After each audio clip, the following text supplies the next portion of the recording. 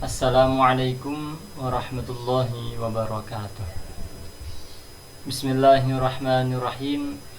Alhamdulillahilladzi ja'alana lana ilaihi thariqan wa sabila wa aqama lana ala ma'rifatihi burhana wadiha wa dalila wa ba'atsa ilaina Muhammad ibn Abdillah mu'alliman wa rasulah sallallahu alaihi wa ala alihi ashabi bukarda wa asfilah.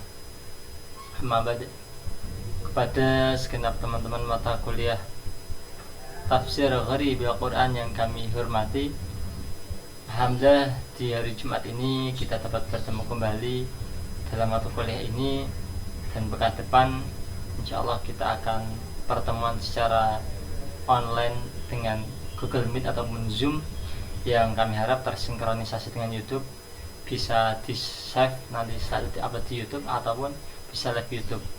Karena dalam perkuliahan pekan depan kami juga insya Allah akan kami kirim ke kampus sebagai data bahwa perkuliahan kita memang benar-benar berjalan, tidak pernah libur kecuali jika tanggal merah. Hari ini kita masuk pada inti pokok pelajaran tafsir Gharib Al-Quran, yakni kita masuk pada contoh-contoh gharib dalam Al-Quran. Jadi Mas Alwi dan Mbak Mutia menjelaskan cukup baik dalam makalahnya, dan yang membuat saya tertarik di antara makalahnya, teman-teman bisa baca di HP-nya masing-masing ataupun di laptopnya. Kedua pemakalah tersebut memberikan contoh yang berjumlah 6 contoh, dan ini sebagian merupakan aplikasi dari apa yang pernah kita pelajari di pertemuan-pertemuan awal. Contohnya apa? Tadi yang pertama, alladzina amanu wa lam yalbisu imanahum bizulmin ulaika lahumul amnu wa hum muhtadun. Ini salah satu contoh ayat yang mana ayat ini diketahui gharib dan jawabannya ada di Al-Quran. Kalau kita maknai zulm biasanya artinya gelap atau kezoliman. Akan tapi jika kita pahami secara tekstual, arti ini secara tekstual, maka kurang cocok jika artinya gelap ataupun terasa asing. Yakni orang-orang yang beriman dan tidak mencampur adukan iman mereka ke dalam kegelapan atau kezoliman, ini masih terasa samar. Karena itu oleh para ulama di sini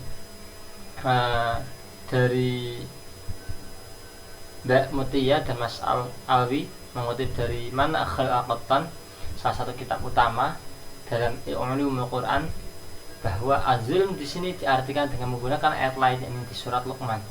Inna syirka la zulmun azim. Sesungguhnya syirik ialah sebuah perbuatan zolim yang benar-benar besar. Jadi kadang kita bisa mengetahui lafaz gharib itu dari Al-Quran sendiri.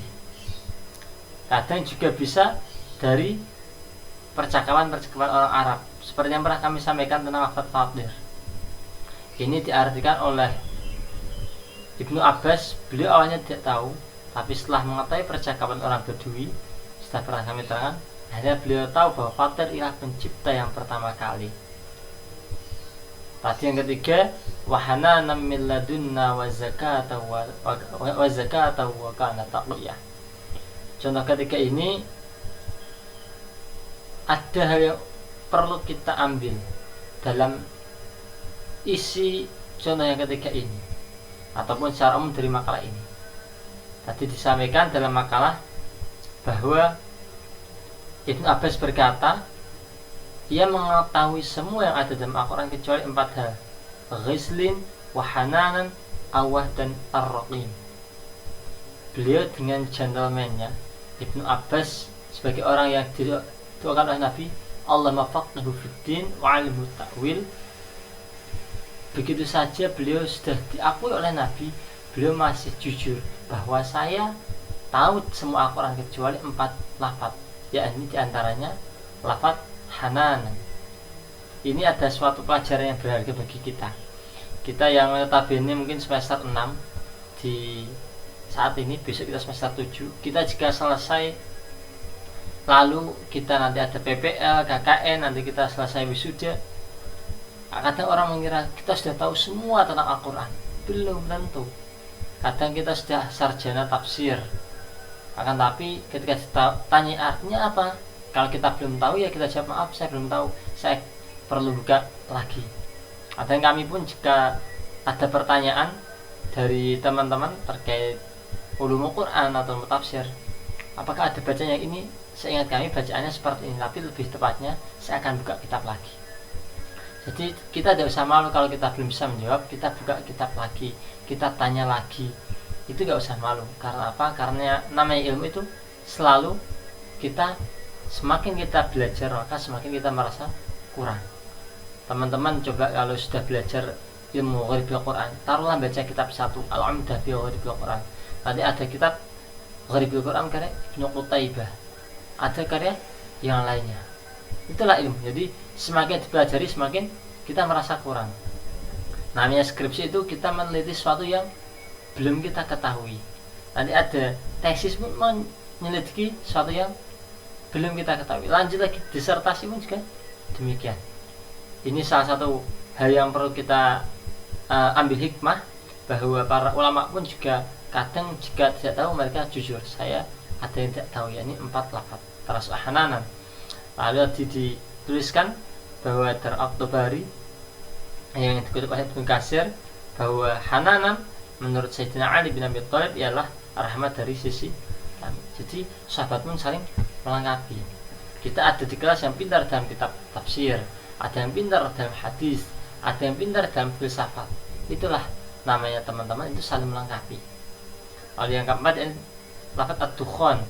Ad-dukhan ini kemarin sudah pernah kami terangkan di video kami beberapa waktu yang lalu, bahwa ada beberapa pemaknaan dari ad-dukhan.